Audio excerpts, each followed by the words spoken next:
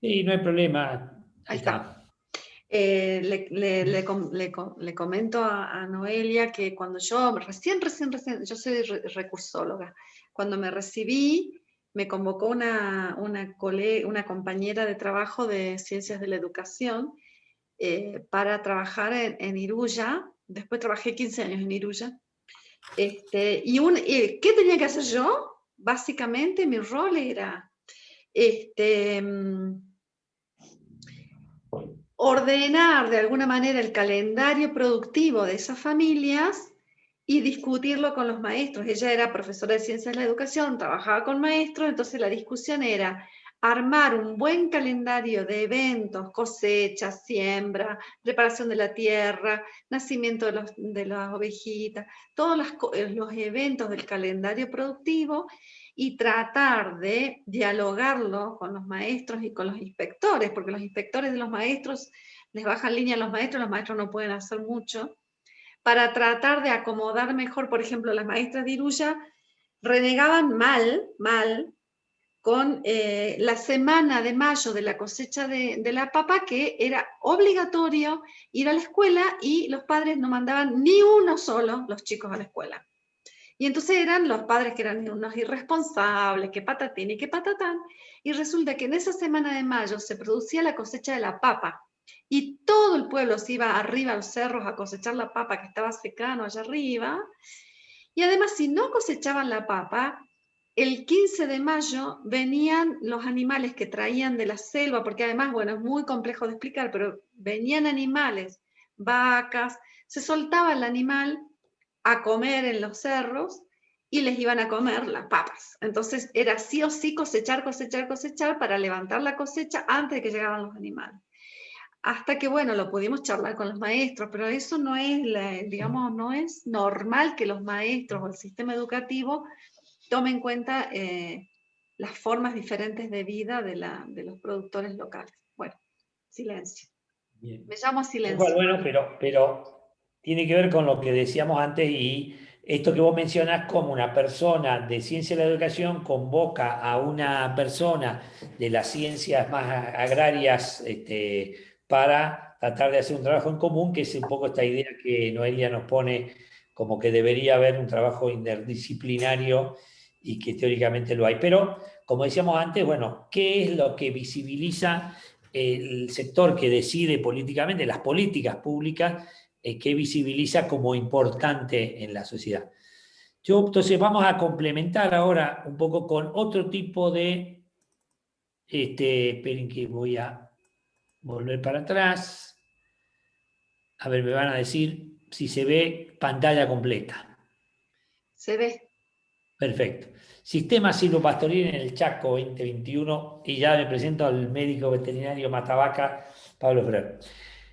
Lo más gracioso y paradójico que en este mismo momento que este tema que parece que no fuera importante, que es poco visibilizado, yo en este momento no puedo estar, pero en el celular al lado estoy viendo las imágenes de un encuentro internacional sobre sistemas silvopastoriles, ¿no? O sea que es un tema que está tomando mucho vuelo y cada vez más gente investiga y trabaja en esto.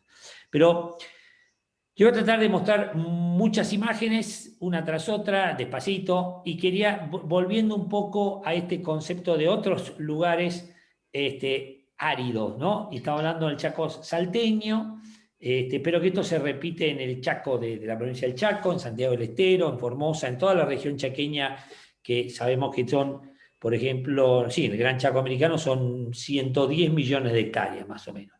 En Bolivia, Argentina y Paraguay y el 50% está en Argentina.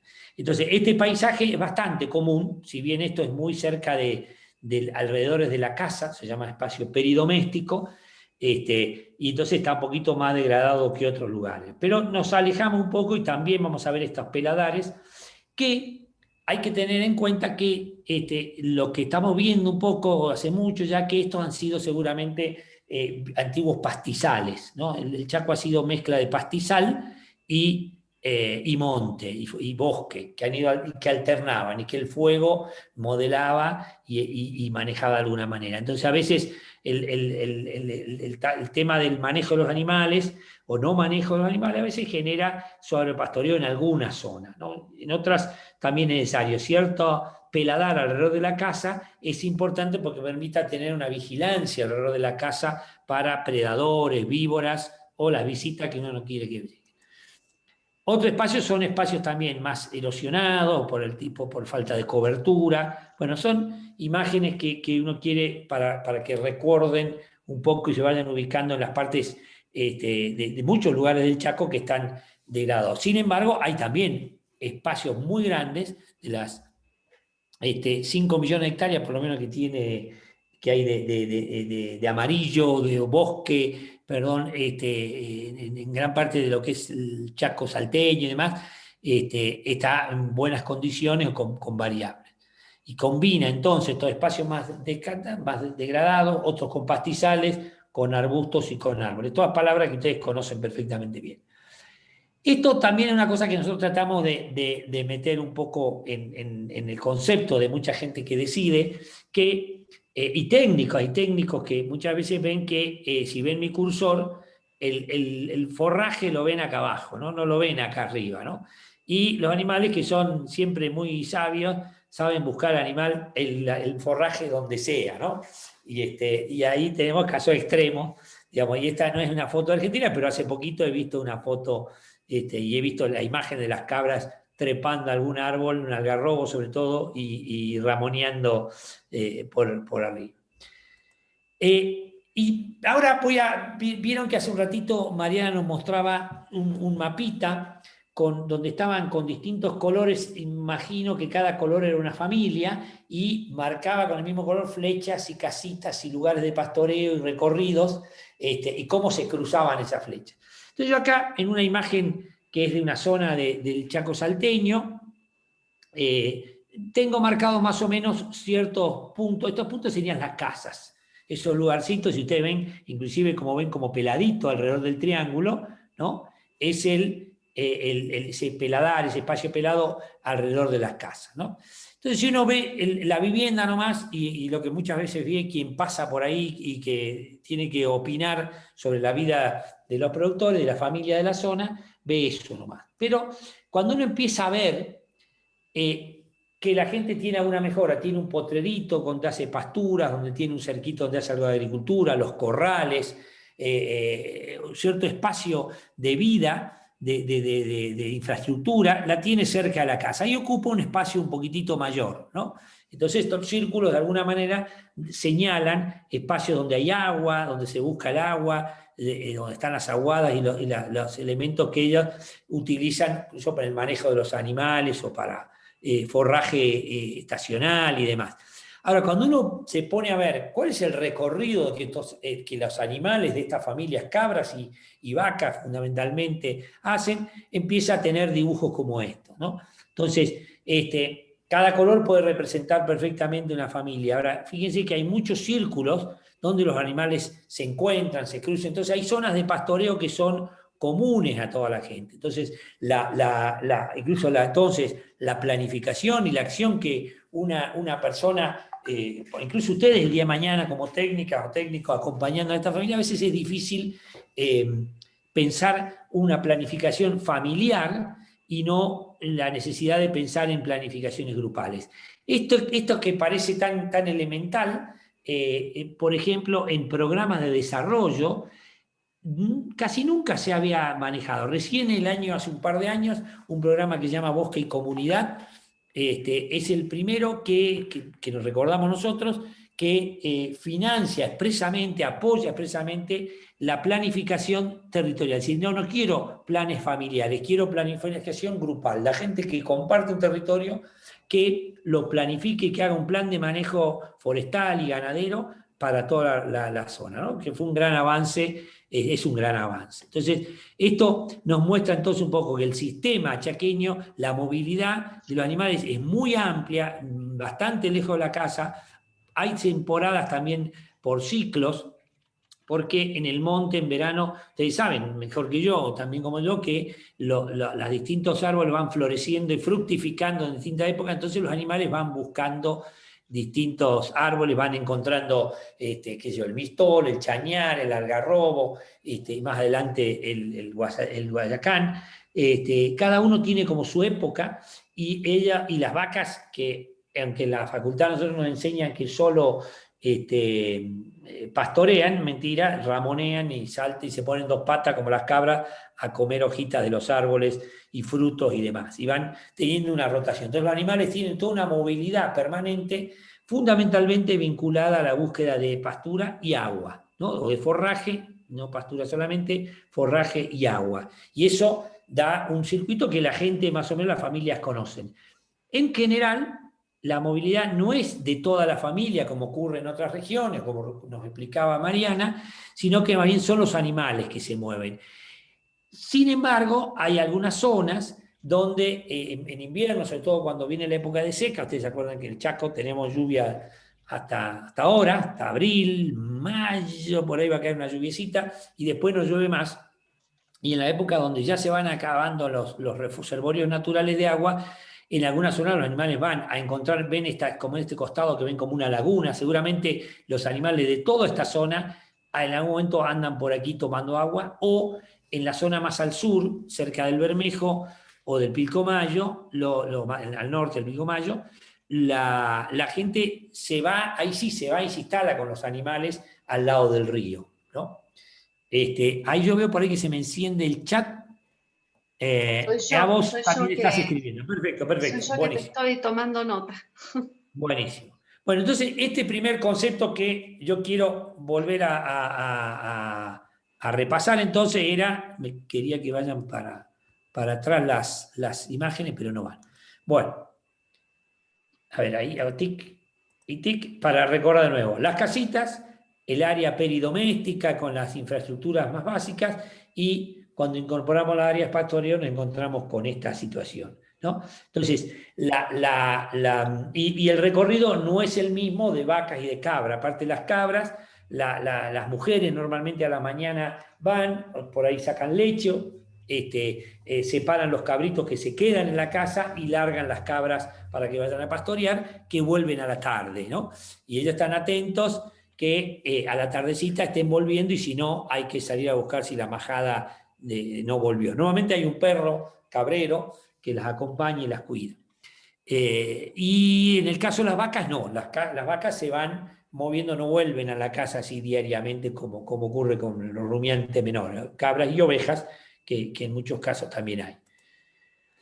El no moverse me pone esta imagen. Esta imagen es de Paraguay, es un año que el río Pilcomayo desbordó, como hace todos los años que desborda, y por lo tanto la gente debe mover sus animales necesariamente, y los mueve hacia Paraguay, que es el límite. Ustedes saben que el río Pilcomayo marca un poco el límite entre Argentina y Paraguay en una sección, y con Argentina y Bolivia en otra sección.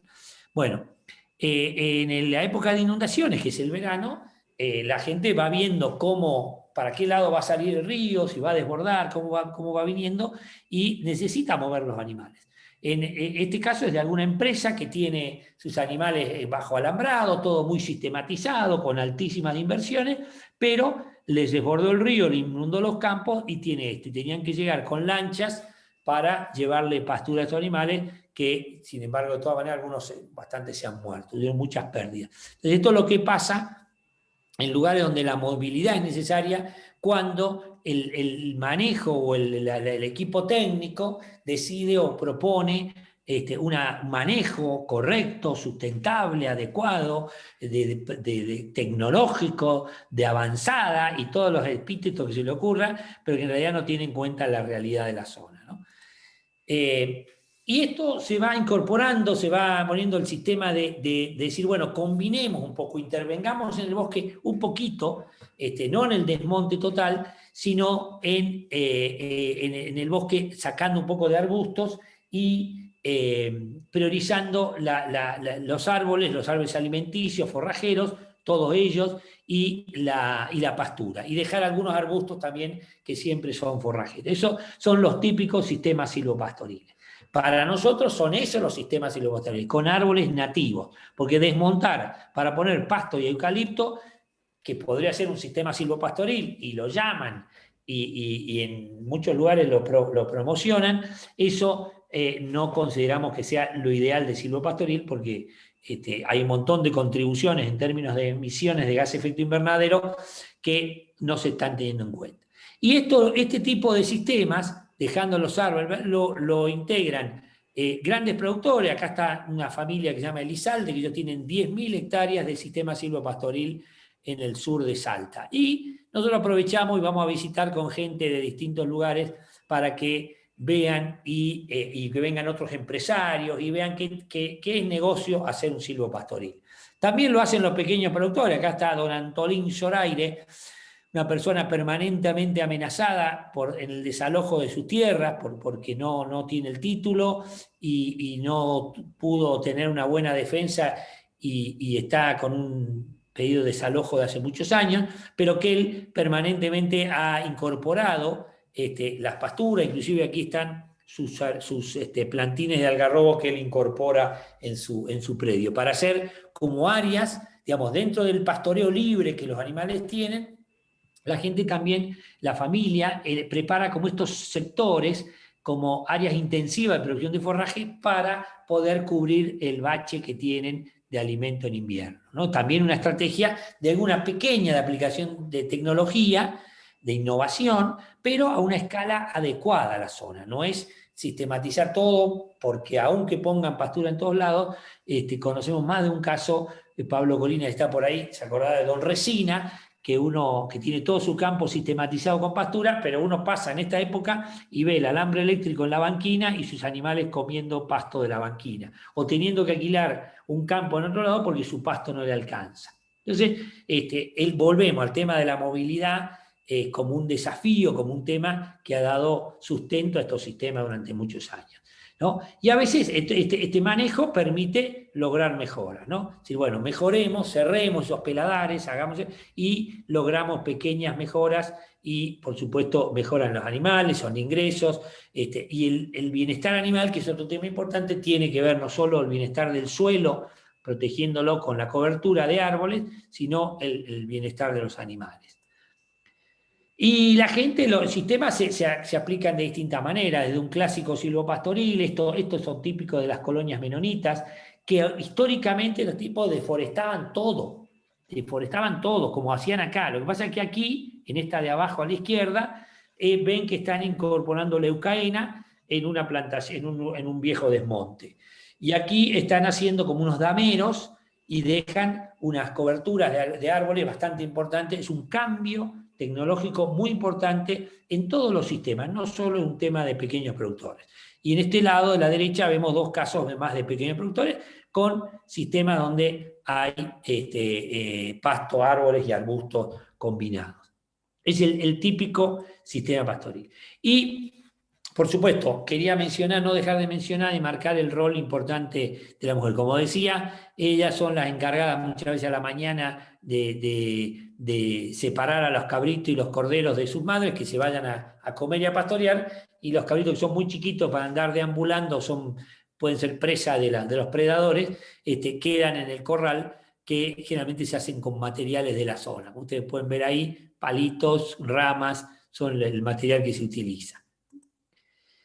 Distintas, entonces, ambientes de sistemas pastoriles, como les decía, donde la gente, y aquí van a ver algarrobo, pero van a ver también el cencrus y el búfalo, cencrus ciliares, el gato pan, pero también los pastos nativos que ustedes ven en algunos de los sistemas, creo que con la profe Adriana Ortini, que yo, los triclor, y bueno, nosotros llamamos el pasto crespo, el pasto estrella, combinados todos en una convivencia muy interesante, ¿no? Los pastos introducidos y los pastos nativos, ¿no? Y otra cosa del genio, de la genialidad y de la idea de la gente, decir, bueno, ¿y qué hacemos con los peladares? Esto, como pueden ver acá abajo, ¿no? Esta es una foto viejísima. Y un día con alguien dijo, ¿qué hacemos si lo cerramos? Entonces este hombre, don Stanislao Verón, lo cerró, y fíjense lo que pasa adentro. lo que pasó adentro. Simplemente sembró, le vino el pasto, tenía maíz, tenía zapallo. Este zapallo crecía a la sombra de cardones y del pasto, ¿no? Así que realmente, fíjense, incluso ahí al costadito se logra ver cómo es el espacio afuera, ¿no? Entonces, son todas estrategias y el tipo de hoy, descubrir este tipo de cosas para la gente con el acompañamiento técnico que en algún momento hubo y de escuchar las ideas que ellos y la familia muchas veces tienen, nos hace generar propuestas y demostrar cosas que hoy la gente dice, nadie le va a decir deme un colchón y una chapa, deme alambrado, deme semillas, deme esto, yo quiero hacer mis pequeños sistemas silvopastoriles para complementar. La gente tiene mucha conciencia de cómo mejorar su sistema y bueno, así todo cuesta mucho que haya políticas adecuadas para ello. Y siempre nos gusta esta imagen donde vemos el ambiente, la fauna, los animales conviviendo tranquilamente. Ahora me voy a meter en otro temita. Yo no sé, haría un altito ahí, si más o menos hay algún comentario o pregunta hasta ahí. En el chat no. Bien. A ver Y si en los el chicos... micrófono, capaz que fui muy rápido. Bueno, el tema de la visibilidad, ¿no? Decíamos, y de esta gente no produce nada, van a decir muchas veces, no mueven la aguja de la economía argentina. Entonces, en función de eso, y ya le voy a contar un poco por qué, porque hay espacios globales que trabajan, que están muy interesados en promover y visibilizar el sector pastoril, se logró conseguir el apoyo para hacer un relevamiento, que se hizo, lo hicimos con una organización que se llama Redes Chaco, pero que tuvo gestado y generado y trabajado no solo con equipos técnicos, sino también con dirigentes, líderes y lideresas campesinas, pastoras, pastoralistas, como les gusta a ellos más decir, que estuvieron a cargo de una gran cantidad de encuestas y después un análisis muy en profundidad. Y quiero mostrar dos cosas. Esto es más o menos el año 2018-19 que se hace el relevamiento y por ahí nos da por provincia más o menos el ingreso anual. ¿Cuánta riqueza genera una familia pastoralista con sistemas pastoriles en la Argentina, en las distintas regiones, ¿no? Y eso con variantes, obviamente más y menos, nos daba un promedio de 577.927 pesos por año, que en ese momento representaba alrededor de $10.000. Y si estimamos, no teníamos la tasa de cambio de ese momento del dólar, y considerando este número que mencionaba Mariana antes, de por lo menos 35.000 familias, estamos hablando de una generación de riqueza de $320 millones al año, que se divide más o menos un poquito más de un tercio en productos de venta, un tercio y otro poquito más, casi de tercio, de productos que consume la familia, de autoconsumo, porque como dice la gente en el Chaco, la vaca es el banco y la cabra es el almacén. Entonces, mucha de la comida, de la carne que se consume no está registrada en algún lado. Inclusive los cabritos que uno compra a veces en el campo, nadie no está registrado en la economía. Entonces hay una gran cantidad de economía no formalizada. Entonces estos números, si no es a través de esta encuesta, no los podés sacar en una encuesta de hogares, en un censo ni nada. Entonces, y el resto, que era un poquito más de un 25%, es ingresos por trabajo fuera del predio, por pensiones, jubilaciones, y estamos hablando de una época donde los ingresos, por estos ingresos no existía el IFE todavía, pero sí estaban los otros ingresos de apoyo estatal que en muchas familias se recibían. Pero en términos de la riqueza total que las familias producen, fíjense que eso era menos del 30%. Bueno, eso es algo que no se veía y que hoy tenemos un documento apoyado por la FAO, que es el Organismo de Naciones Unidas para la Agricultura y la Alimentación, y entonces cuando uno va a un ministro a mostrarle esto, le dijo, lo hicimos con la FAO. Ah, bien, entonces ahora les creo, porque llega a ser la Universidad de Salta o Redes Chaco, y eso, ¿quiénes son, no? como dice un amigo nuestro, qué colonizado que estamos. Pero bueno, es un dato, la verdad es que muy importante que estamos permanentemente presentándolo para decir, la pucha, este sector merece una atención especial. Y otro tema que vimos en este especie de mamotreto que tienen aquí, le preguntamos a la gente qué problemas, qué crisis habían tenido en los últimos 15 años. Porque como era en todo el país, por ejemplo, la gente de la zona de Patagonia, todas las familias encuestadas registraban el famoso erupción del volcán y las cenizas que hicieron un desastre, y nadie se olvida de eso, y había sido ya, para esa fecha, por lo menos 10 años que había ocurrido. Ahora, para todas las crisis que nos mencionaban, que mayormente eran temas vinculados al clima y a cuestiones ambientales. Después venía el tema de la inflación, como elemento también grave, ¿no? Como elementos destructivos de crisis que habían. Pero le preguntamos qué hacía la familia para enfrentar esas crisis. Y fíjense, la mayor cantidad, la mayor número de familias respondía que aumentan la amplitud y la frecuencia de la movilidad como respuesta ante una crisis. La otra gran estrategia fundamental era la de movilizar el trabajo familiar, aumentar la gente que trabaja en la familia para dedicarle más trabajo al cuidado de los animales, a la atención de los animales, para superar la crisis. Y por último, la idea de vender algún tipo de bienes, vender animales, achicar el rodeo para tratar de superar las crisis. Y si se fijan ustedes, en muy pocas veces la primera reacción es ir a golpear la puerta de una oficina pública.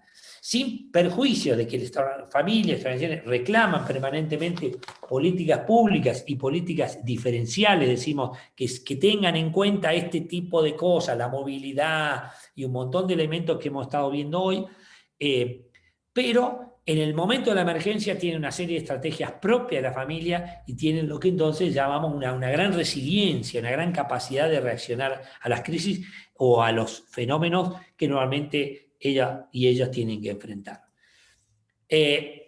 Hasta ahí, y ver que esta gente no está sola en el mundo. Entonces yo aquí muestro una imagen que es, WAMIP es la Alianza Mundial de Pueblos Móviles, ¿no? Pueblos indígenas móviles y pastoralistas. Es una alianza que calcula que hay 300 millones de personas en el mundo que están vinculadas a los sistemas móviles. Y por suerte a veces se ha conseguido apoyo para poder encontrarnos a nivel mundial, y aquí estamos en Kenia y estamos en distintos lugares del mundo que es muy costoso y muy complicado, y esto estamos hablando del año 2013, fueron gente de distintas partes de Argentina, Bolivia y Perú, a un encuentro, y ahí surgió una red latinoamericana que se llama Pastor América, ¿no? Que es una alianza pastoralista de América. Pero acá vemos, hay Hindú, que es de Chad, este que es de Mauritania, este que es de Argentina, Dodo, que es de Senegal, bueno, cada uno de distintos lugares, peleando por el mismo tema. Y los problemas y las cuestiones que se ponen en común, muchas veces ustedes ven que veíamos que son, y al día de hoy siempre vemos que son bastante similares. El tema de la tierra y el tema de luchar contra las cuestiones climáticas, y sin apoyo muchas veces de las políticas que se adecúen a sus necesidades.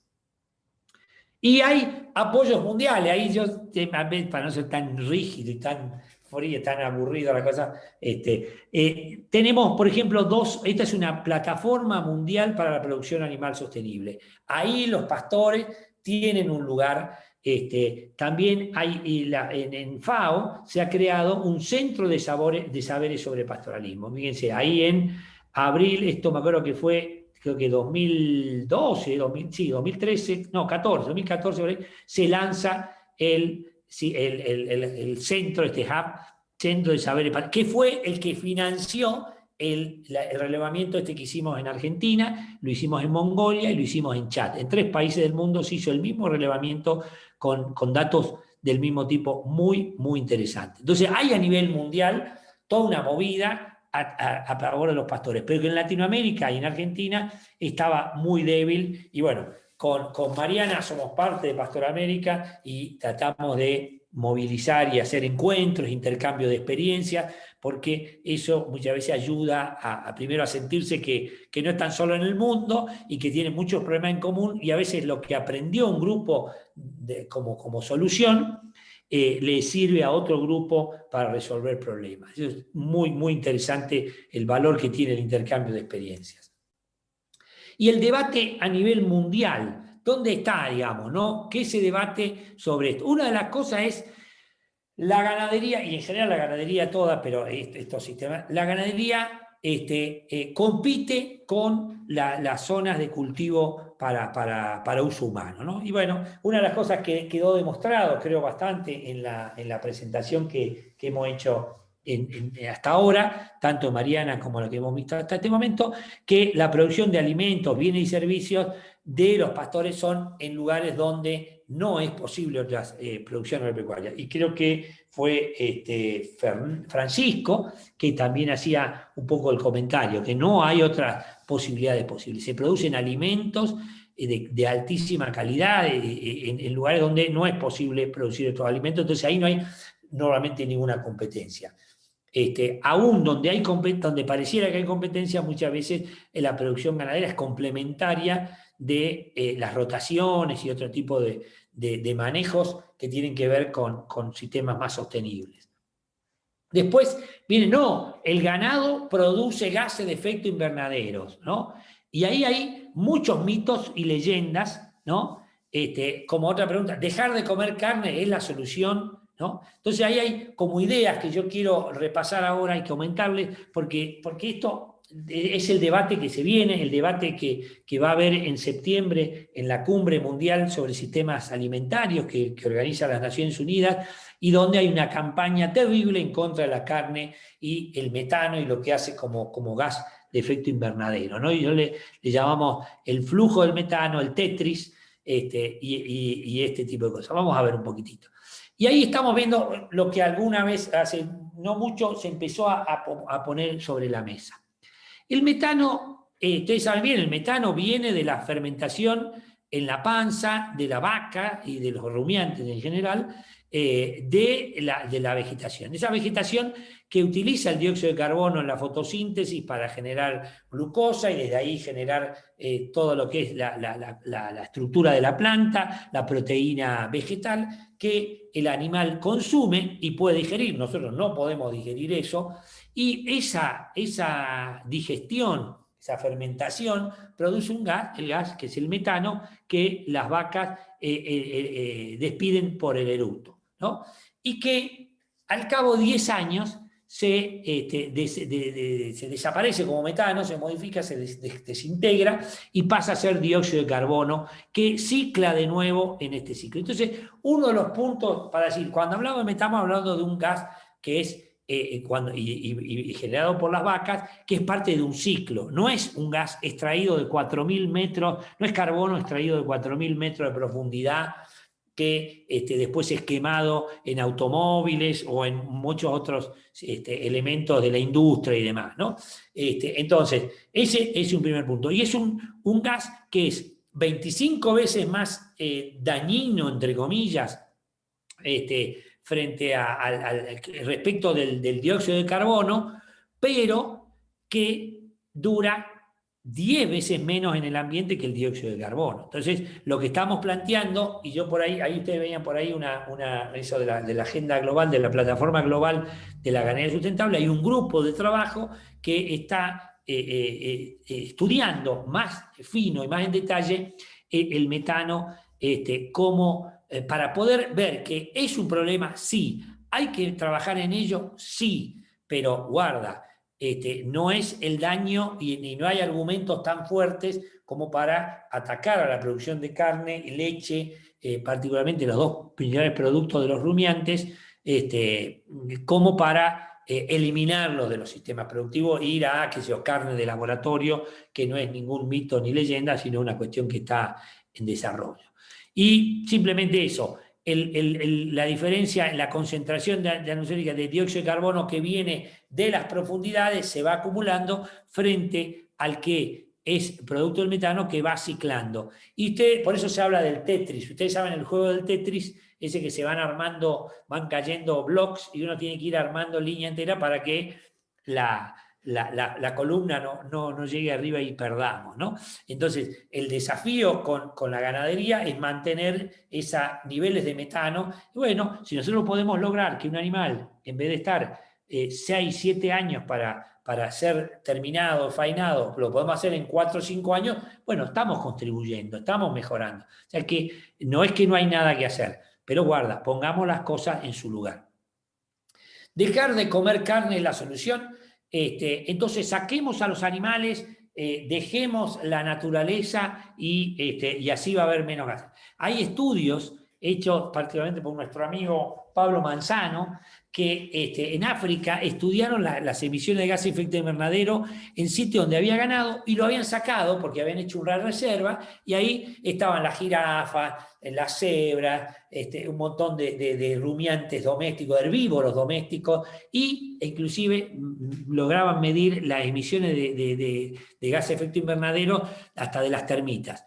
Y ¿saben qué? El estudio demostró que no había una diferencia significativa entre los gases emitidos en tiempos que estaban los herbívoros domésticos allí en ese lugar, en esos lugares, como cuando lo habían desaparecido. Entonces, las emisiones de base, a veces como decir que hay en un lugar, no necesariamente van a aumentar por el hecho que se incorporen o que estén presentes herbívoros domésticos, ¿no? Entonces, otro elemento, otro argumento para decir, sí, con todo lo que estamos hablando, dejar de comer carne es la solución. ¿Comer menos carne? Seguro, pero comer menos todo. La agricultura también genera sus gases de efecto invernadero. El celular, los viajes en ómnibus, en auto, en avión o lo que sea, así, todo de la sociedad deberíamos hacer un poco de menos. Entonces tenemos algo que hacer. Pero todo en su justa medida, ¿no?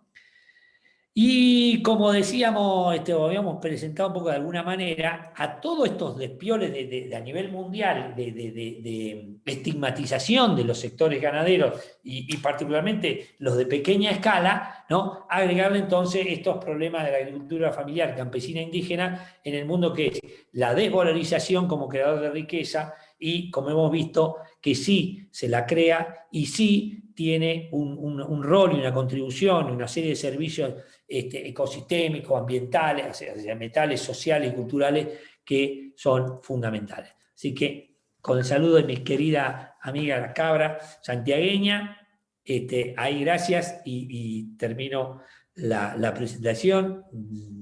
Y bueno, comentarios, preguntas, ahí hay cosas.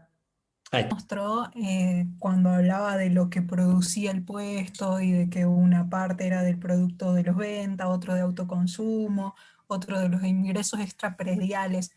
¿Eso es una medición que se hizo en base a la ganadería? ¿A los pastores, digo? Sí. Nosotros seleccionamos especialmente las entrevistas que se hicieron una muestra, lógicamente, de una entrevista así como una encuesta rápida que se le hizo a miles, no me acuerdo cantidad de familias, y después se hizo una encuesta en profundidad que tenía 21 páginas, a cerca de 1.200 familias de todo el No se país, ¿no? distinguía Un laburo arduo y larguísimo. Y en la encuesta se preguntaba todas las producciones, digamos, sobre todo las producciones animales, ¿no? Pero básicamente centrado en rumiantes mayores y menores, leche, quesos y toda la producción vinculada y incorporamos un poco algo de cerdo y demás, necesariamente sin incorporar, pero las familias seleccionadas tenían como actividad principal, era el criterio, como actividad principal, la producción animal pastoril. Perfecto. ¿No Ya. hay un estudio de esos realizado exclusivamente para Chaco, por ejemplo? Para la región chaqueña. Sí. O para la provincia del Chaco. En realidad sí lo tenemos después de en este momento esa base de datos está disponible. Lo que pasa es que a veces hay falta de recursos, a veces para decir, bueno, poner a alguien a decir, bueno, los datos están, en este momento estamos trabajando en desglosar, por ejemplo, uno de los temas que quedó pendiente, bueno, es eso, hacer por provincia, que ustedes si lo ven en la diapositiva, había como vimos está un poquito por provincia y los $10.000 son un promedio, ¿no? Pero sí, hay información por provincia, se puede hacer a veces por región, y me acuerdo que la gente del CIRAT de Francia, que nos acompañó en la parte metodológica de evaluación de las encuestas, nos decían, es muy interesante trabajar la respuesta que hubo cuando la que respondía es la mujer y cuando respondía el hombre, ¿no? O sea que hay una cantidad de cosas que se pueden hacer que, bueno, está pendiente. Pero sí, eventualmente la información podría extraerse por región y por provincia. Perfecto. Gracias.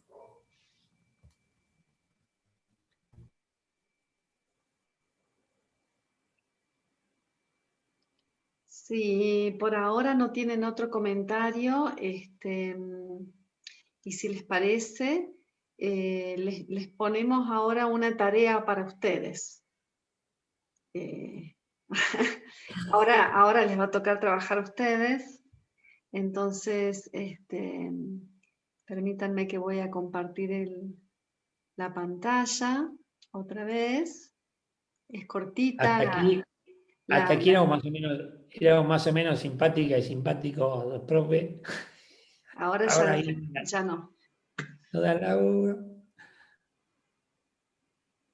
No, pero va a ser re divertido. No sé si va a ser muy divertido para todos y todes, pero las consignas de trabajo para hoy, no sé si las pueden ver.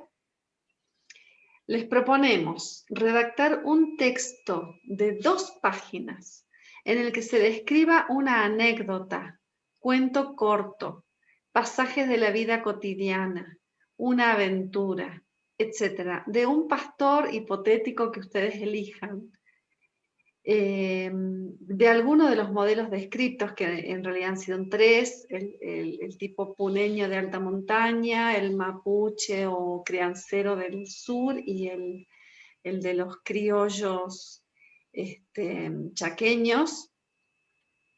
Algunos temas clave que deberían estar presentes en ese texto. Nosotros pretendemos que ustedes cuenten un cuento o describan un día de la familia o un evento.